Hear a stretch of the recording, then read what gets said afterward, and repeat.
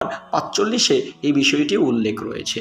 প্রিয় বন্ধুরা, আল্লাহর গুণবাচক নামের জিকির করার তাগিদ দেওয়া হয়েছে কোরআন ও হাদিসে।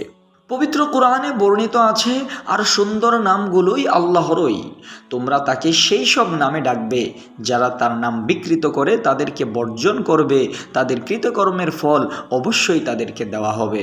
সূরা আহনাফের আয়াত নম্বর 180-তে মহান আল্লাহ রাব্বুল আলামিন এই বিষয়টি জানিয়ে দিয়েছেন।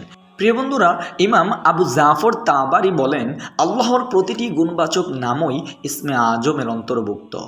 যদি কোনো ব্যক্তি দৈনিক 5 ওয়াক্ত সালাতের পর এই দোয়াটি 11 বার নিয়মিত পাঠ করে, তবে মহান আল্লাহ রাব্বুল আলামিন এর দুনিয়া ও পরকালের সব কাজ সুন্দরভাবে সম্পন্ন করে দেবেন এবং সে যা চাইবে মহান আল্লাহ রাব্বুল আলামিন তাকে তাই দিবেন। মহান আল্লাহ সুবহানাহু ওয়া তাআলা আমাদের প্রত্যেকটি মুমিন বান্দাকে ইয়া জাল জালালি ওয়াল ইকরাম